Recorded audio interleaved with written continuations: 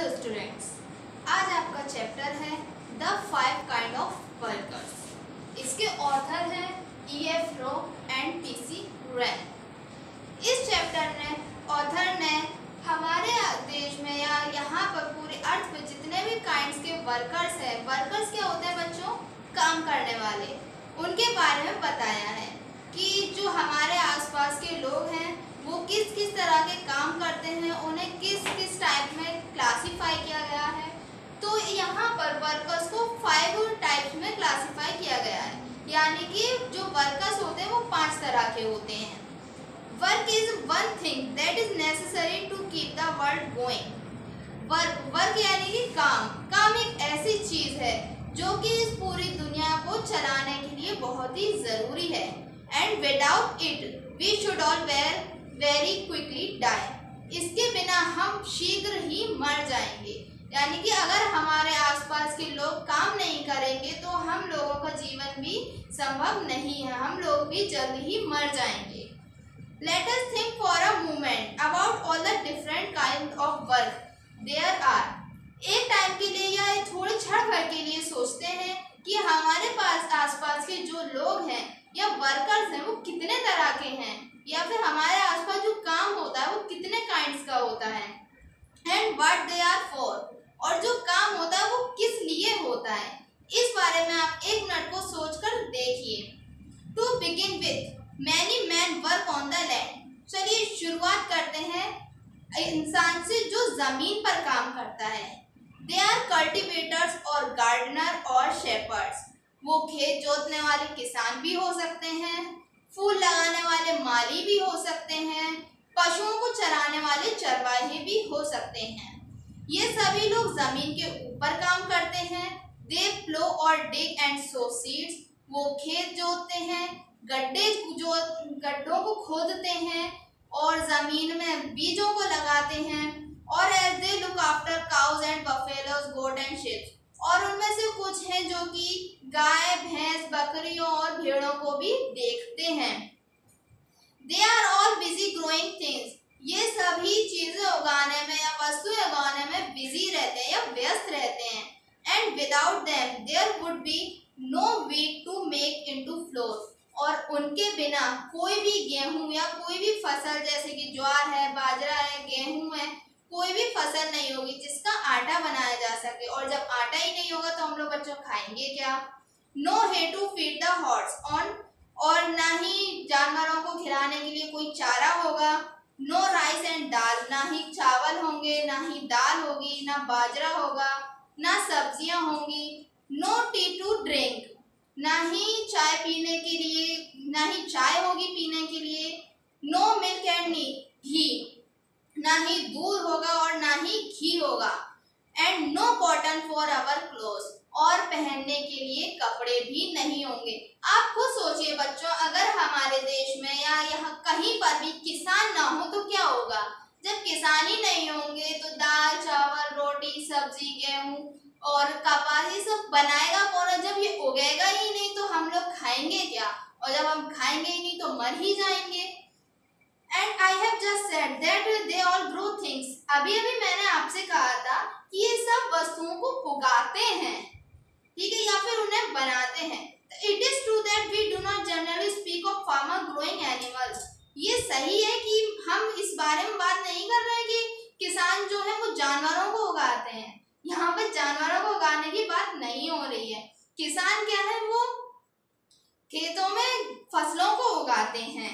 Animals, though we do speak of them growing wool. हाँ, ये बात अलग है कि जो हमारे आसपास जो जैसे कि भेड़ होते हैं, बकरियां होती हैं, उनसे हमें ऊन मिलता है, हम लोग उसे बनाते हैं। वो भी एनिमल्स पर ही डिपेंड है, लेकिन इनडायरेक्टली वे पर। But the animals grow just as plants do. लेकिन जो एनिमल्स हैं वो भी पौधों की तरह ही बड़े होते हैं। And they need to ground to live on. और जैसे कि पेड़ों को बड़े होने के लिए जमीन की जरूरत होती है या लैंड की जरूरत होती है, उसी तरह से जानवरों को रहने के लिए भी जमीन की ही जरूरत होती है। ये तो है नहीं बच्चों की जानवर आसमान में उड़ने लगेंगे, उन्हें भी तो रहने के लिए जमीन की ही जरूरत होगी। तो इस तरह से प्लांट्स हो या एनिमल्स हो, लिविंग थिंग्स सारी लैंड पर डिपेंड करती हैं। We remember that they grow animal as well as vegetable। तो इसलिए हमें याद रखना चाहिए कि जो फार्मर्स हैं या किसान हैं, जो शेपर्ड्स हैं, वो सब पेड़ पौधों के साथ साथ वेजिटेबल्स के साथ साथ जानवरों को भी बढ़ाते हैं। Next, there are many thousands of men who are also busy with the ground।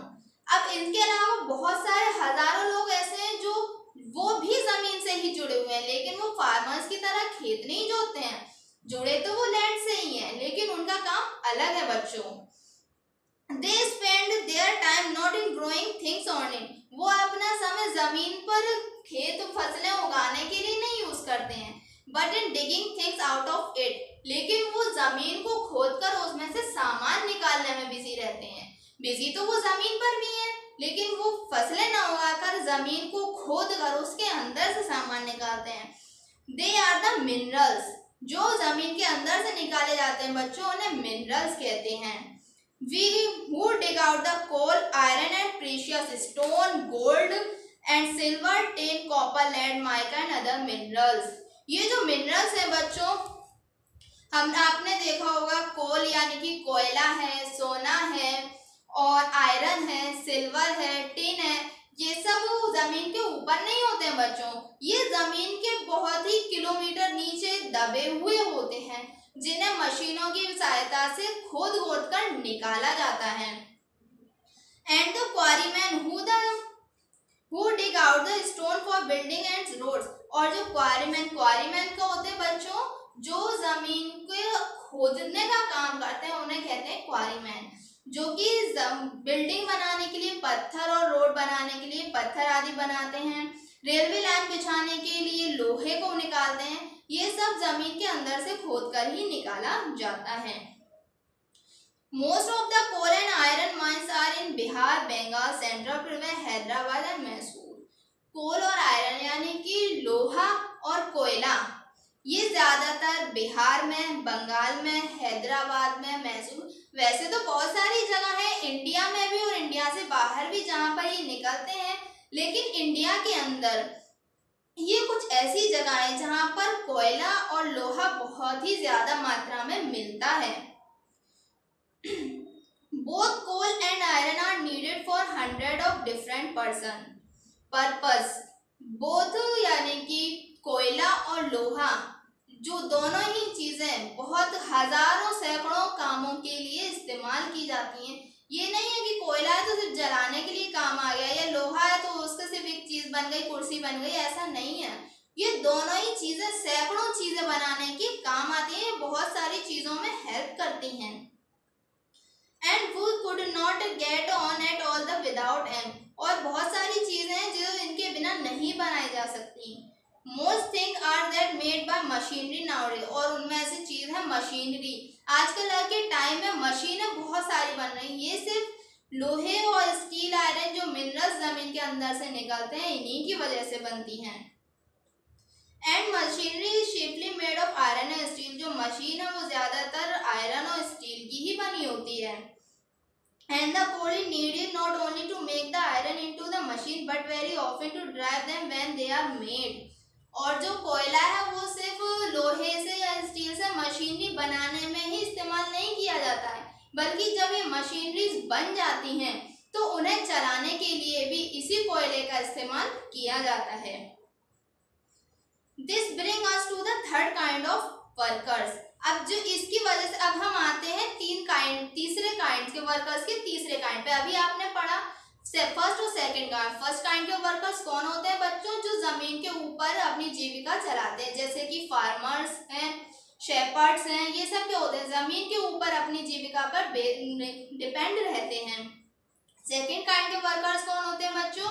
जो जमीन के अंदर से सामान निकालते हैं, जो मिनरल्स निकालते हैं, वो होते हैं सेकंड काइंड के वर्कर्स। अब आते हैं हमारे थर्ड काइंड के workers. Those who make things, I have put them third because। अब जो लोग थर्ड काइंड के वर्कर्स हैं, जो सामान को बनाते हैं, उन्हें मैंने थर्ड, या फिर राइटर कह रहा है कि मैंने उन्हें थर्ड काइंड के पर्सन्स पे या थर्ड काइंड के वर्कर्स पे रखा है। क्यों? चलिए देखते हैं। If you come to think of it, अगर आप सोचो कि हम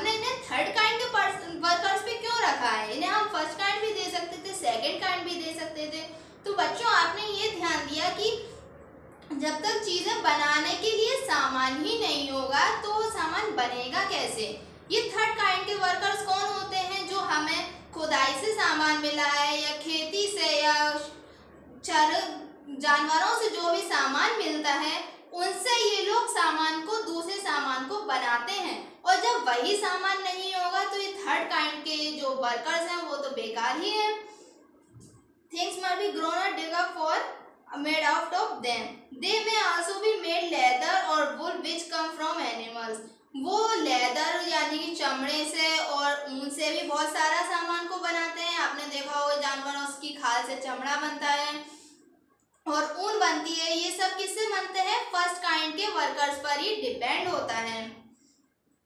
now we come to the fourth kind of work. अब हम आते हैं चौथे प्रकार के वर्कर्स यानी फोर्थ काइंड के वर्कर्स पे। फर्स्ट काइंड के वर्कर्स हो गए, सेकंड काइंड के वर्कर्स हो गए, थर्ड काइंड के वर्कर्स वो होगा जो फर्स्ट और सेकंड काइंड के वर्कर्स पे डिपेंड है। अब आते हैं फोर्थ काइंड के वर्कर्स पे, who are just as useful and necessary as the other three। ये भी जो है जो कि तीन पिछले हमारे वर्कर्स है, थ्री काइंड्स के वर्कर्स है, जिस तरह से वो हमारे लिए यूजफुल है उसी तरह से फोर्थ काइंड के वर्कर्स भी हमारे लिए यूजफुल हैं। कैसे? जैसे कि फर्स्ट काइंड के वर्कर्स और सेकंड काइंड के वर्कर्स से सामान लेकर या रॉ मटेरियल लेकर थर्ड काइंड के वर्कर्स ने कोई मशीनरी बनाई या कपड़े, सूत से लेकर कपड़े को बनाया, तो वो आपके पास डायरेक्टली क्या उनके पास से आ जाएगा?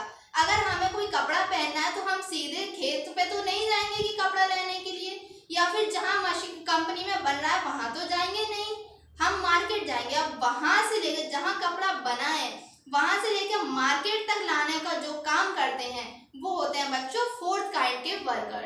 इसमें आते हैं मूवर्स और motor biker, motor driver, car drivers. ये सब कौन होते हैं? फोर्थ काइंड के workers.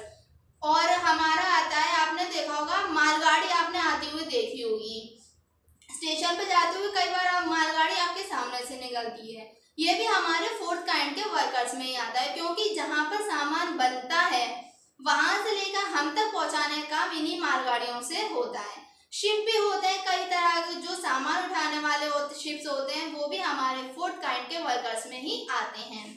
That gives us then four very important kinds of worker। अब हमारे पास चार बहुत ही important kinds of workers हैं जिनके ऊपर हम इनडायरेक्टली और डायरेक्टली दोनों ही तरह से डिपेंड हैं। इनके बिना शायद हमारी लाइफ बिल्कुल भी आसान तो बहुत ही मुश्किल हो जाएगी। We can call them for short the growers, the diggers, makers and the mover। अब हम इन चारों काइंड्स के वर्कर्स को शॉर्ट में क्या कह सकते हैं? फर्स्ट काइंड के वर्कर्स को हम कह सकते हैं ग्रोअर्स यानी कि उगाने वाले। सेकंड काइंड के वर्कर्स होते हैं डिगर्स यानी कि खोदने वाले। थर्ड काइंड के वर्कर्स होते हैं मेकर्स यानी कि बनाने वाले। और फोर्थ काइंड के वर्कर्स क्या हुए बच्चों? मूवर्स, एक जगह से दूसरी जगह ले जाने वाले। There is still one more set of workers to talk about। अब हमारे पास, जब क्योंकि चैप्टर का नाम ही है 5 kinds of workers और हमने पढ़े 4 kinds of workers, अब एक बचा हमारा 5 kinds of workers। अब आप सोचिए बच्चों, ये 5 kind के वर्कर्स कौन हो सकते हैं? कौन से ऐसे वर्कर्स हैं जो रह गए हैं कि हम 5 kind के वर्कर्स में उनका नाम ले सकते हैं? Try and think of people who do not grow or dig or make move things and who are workers all the same। आप सोचो, जो चीज़ों को नहीं उगाते हैं, ना ही वो खुदाई करते हैं, ना ही वो सामान को बनाते हैं, ना ही सामान को इस जगह से दूसरी जगह ले जाते हैं, लेकिन वो भी इन्हीं 4 तरह के वर्कर्स की तरह बहुत ही इम्पोर्टेंट हैं। कौन है वो वर्कर्स? आपने कभी सोचा आपकी टीचर है, डॉक्टर हैं, डेंटिस्ट है, पुलिसमैन है, सोल्जर है, लीडर्स हैं, प्रीस्ट हैं, तो ये इनका काम क्या है? आपने ये सोचा बच्चों?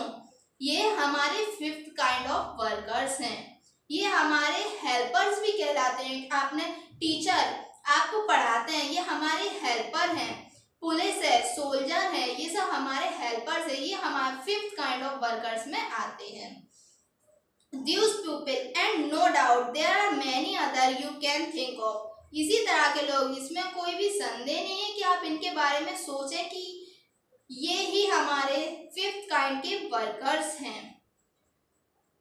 योर टीचर टीच यू, आपके टीचर आपको पढ़ाते हैं। डॉक्टर क्योर्स यू, जो डॉक्टर हैं वो आपका ट्रीटमेंट करते हैं। डेंटिस्ट हैं वो आपके दांतों को देखते हैं। सोल्जर हैं आपके देश की रक्षा करते हैं और आपके लिए फाइट करते हैं। और इसी तरह से जो बाकी के वर्कर्स हैं वो हमारी हेल्प करते हैं। So that is a fifth kind of worker to add to the other वो। इस तरह से ये फिफ्थ काइंड के वर्कर्स बाकी के चार की तरह ही बहुत ही यूजफुल हैं। It is not easy to choose a simple name to give them. ये बहुत ही आसान नहीं था कि उन्हें एक नाम दिया जाए, जैसे कि आपने फर्स्ट काइंड को ग्रोवर, सेकंड को डिगर, थर्ड को मेकर और फोर्थ को मूवर्स कह दिया। लेकिन हम फिफ्थ काइंड के वर्कर्स को हम क्या कह सकते हैं? तो इस तरह से फिफ्थ काइंड के वर्कर्स क्योंकि आपकी हेल्प करते हैं हर चीज में, तो इन फिफ्थ काइंड के वर्कर्स को हमने हेल्पर्स का नाम दिया। ठीक है बच्चों, you will find that every worker goes into one or other of those 5 cells, though is not always easy to just where to place them. ये बिल्कुल भी आसान नहीं था कि हम इन लोगों को क्या नाम दें, क्योंकि सभी लोगों की जॉब्स अलग अलग है।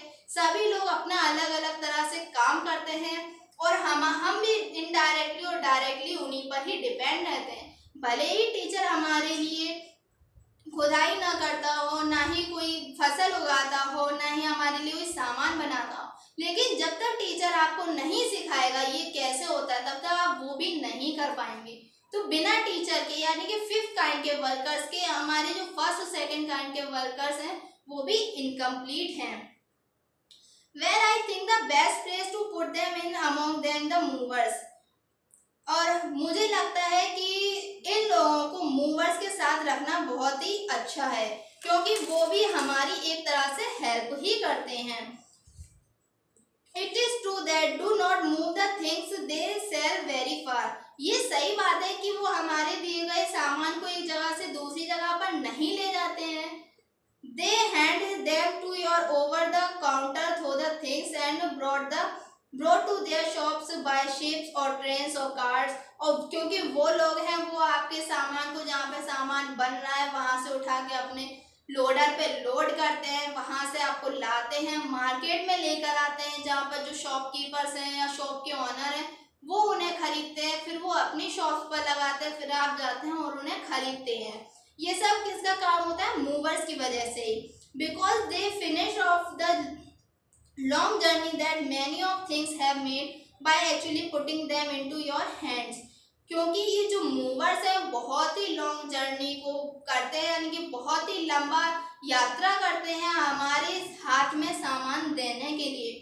Look around the room, you are in the think of all the different kinds of worker that have been needed to make it what it is. आप अपने कमरे में देखो, आप जहाँ पर भी बैठे हो अपने आसपास देखो, आपके आसपास कितनी ही सारी चीजें हैं।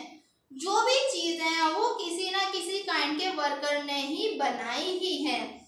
First there are the walls, पहले सबसे पहले क्या है, आपको दीवारें दिखी देंगी। If they are made of bricks और digger had to dig up the clay, अगर वो ईंटों की बनी है तो वो डिगरने यानी कि जो खोदने वाले हैं उन्होंने जमीन के नीचे से क्ले होती है एक तरह की मिट्टी जिससे ईंटें बनाई जाती हैं। तो अगर वो डिगर उस क्ले को डिग नहीं करता तो आपकी ना ईंटें बनती, और ईंटें नहीं होती तो वो दीवार भी नहीं बनती। And a mover had to move brick from place where the made to place where the builders wanted them. और अगर मूवर नहीं होता तो जहाँ पर ईंटें बनी हुई रही हैं वहां से जहाँ पर आपका घर बन रहा है वहां तक लाने में कितनी प्रॉब्लम होती, या तो आपको वो ईंटें मिल ही नहीं पाती बिना मूवर्स के। तो अगर मूवर्स ही होते हैं जो आपके लिए जो भी इम्पोर्टेंट है वो सारा सामान आप तक पहुंचाते हैं। Think of all the other maker who made the furniture and the Windows. आप सोचो जो फर्नीचर जो आपके घर में आसपास रखा होगा वो कहाँ से आया? वो आया लकड़ी से। और लकड़ी किस काइंड के वर्कर्स की होती है? फर्स्ट काइंड के वर्कर्स की। इसी तरह से हम लोग किसी न किसी वे में फर्स्ट, सेकंड, थर्ड, फोर्थ और फिफ्थ काइंड के वर्कर्स पे डिपेंड रहते हैं। Many hundred of years ago that is just what everybody did. बहुत साल पहले की बात है जो हर कोई उस वक्त करता था, ये उस समय की बात है। Each man built his own house and made that furniture he needed। बहुत समय पहले की, जो हजारों सैकड़ों साल पहले की बात है, इंसान अपना घर खुद बनाता था। अभी तो आपके पास आपको मेसन्स मिल जाएंगे, बिल्डर्स मिल जाएंगे बड़े बड़े, जो आपके घर को अगर बना जाते हैं, लेकिन पहले ऐसा नहीं था। पहले इंसान अपना घर खुद बनाता था और उसमें जो भी नीडेड जरूरत की चीजें होती थी, जैसे कि फर्नीचर है, कुर्सी है, जो भी है वो खुद ही बनाता था। वो बात अलग है कि वो परफेक्शनिस्ट नहीं हुआ करता था। और जैसे इस वक्त के टाइम पे आपको डाइनिंग टेबल है, मिरर है, ये सब की जरूरत होगी, लेकिन उस टाइम पे नहीं होता था। लेकिन उस टाइम जिन चीजों की जरूरत हुआ करती थी वो इंसान खुद ही बनाता था। But man very soon found that it was much better to divide the work among them. लेकिन इंसान को जल्दी ये एहसास हुआ कि इंसानों को अपने काम अलग अलग बांट लेने चाहिए। So that one built house and the other made the chair and table and the other grew corns and so on. इस तरह से उन्होंने सोचा कि एक तरह के इंसान या कुछ लोगों को घर बनाने चाहिए, कुछ लोगों को लकड़ी का सामान बनाना चाहिए, कुछ लोगों को खेत में फसलें जो उगानी चाहिए। इस तरह से उन्होंने अपने कामों को बांट लिया। You can easily see that this was a better plan. तुम्हें मतलब आप ये खुद देख सकते हो कि एक अच्छा आइडिया था। एक इंसान कोई काम सारे काम नहीं कर सकता, तो उसने सभी कामों को डिवाइड कर लिया कि एक ने आके घर बना दिया, दूसरे ने आके फर्नीचर बना दिया, तीसरे की वजह से आपके यहाँ खाना आ गया। तो वो काम आपके लिए, उन लोगों के लिए बहुत ही आसान भी हो गया और वो काम बहुत जल्दी भी हो जाया करता था। Practice makes a man perfect. Practice यानी कि कोई भी काम को अगर हम बार बार करते रहेंगे तो वो काम परफेक्ट हो ही जाता है। So nowadays all work divide up as much as possible. आज के दिनों में ये सभी वर्कर्स अपने अपने काइंड्स में डिवाइड हो चुके हैं, जिसकी वजह से हमारा काम एकदम परफेक्ट होता है, बहुत ही जल्दी होता है। Not so very long ago, before machinery was invented, even such a tiny things as a pin was not made by one man. बहुत समय पहले जब मशीनें नहीं बनी थी, बहुत सारे काम करने के लिए हमें मशीनरी की जरूरत होती है, लेकिन बहुत वक्त पहले जब ये मशीनरीज नहीं बनी थी, बट बाय डोजन और मोर each doing things particular bit of work, लेकिन फिर भी लोग अपने कामों को बहुत ही कुशलता से कर लिया करते थे। भले ही उन्हें उस काम में करने के लिए बहुत वक्त लग जाता था, बहुत ही थकान भी हुआ करती थी, लेकिन वो काम उस वक्त भी करा करते थे। लेकिन उस काम को करने के लिए परेशानियां बहुत आया करती थी। One strand out of the wire, another cut it into the length. अब आप एक ही चीज का एग्जांपल देख लो कि अगर उन्हें पिन बनानी है तो वो क्या करेंगे। उनमें से एक बंदा होगा जो वायर है उसे सीधा करेगा, दूसरा बंदा आएगा उसे छोटे छोटे पार्ट में डिवाइड करेगा, फिर उसमें तीसरा बंदा आएगा वो उन पार्ट्स को उठा के उनकी नॉब को शार्प करेगा। इस तरह से एक पिन बन पाएगी। तो इसमें कितना ज़्यादा टाइम और कितना ज़्यादा लेबर लगेगा, लेकिन वो उस वक्त भी काम करते थे। लेकिन उस काम को उन्होंने कम करने के लिए या आसान बनाने के लिए मशीनरीज बनाई। Another put the head on and so forth। और इस तरह से फिर जब उसके शार्प हो जाती थी तो चौथा बंदा आकर उसके ऊपर एक पिन रखते। जो हेड होता है, आपने पिन देखी होगी, नीचे से पतली होती है और ऊपर उसके ऊपर एक गोल गोल कुछ रखा होता है। तो इस तरह से एक बंदे ने तो तार को लंबा किया, दूसरे ने उसे आके काटा, तीसरे ने उसे शार्प किया, चौथे ने आके उस पर टिप रखी। तो इस तरह से वो लोग बहुत काम करते थे। This plan is called the division of labour. तो उनका ये जो काम करने का प्लान था उसे कहते थे लेबर, यानी कि मेहनत को या लेबर का डिवाइडेशन करना, यानी कि उन्हें डिफरेंट डिफरेंट पार्ट्स में डिवाइड करना। तो बच्चों आपको समझ आ गया होगा कि हमारे जगह आसपास ये जितने भी वर्कर्स होते हैं वो किन किन पार्ट्स में डिवाइड हैं। और जो जो लोगों को आप अपने सामने देखोगे तो आप फौरन ही बता सकते हो कि ये फर्स्ट काइंड का वर्कर है या ये फोर्थ काइंड का वर्कर्स है या ये हेल्पर्स है या ग्रोवर है, ये मूवर है। तो अब आप मुझे लगता है कि आप आसानी से पहचान लोगे कि ये कौन सा पर्सन किस काइंड ऑफ वर्कर्स में आता है। ओके बच्चों, दैट्स ऑल।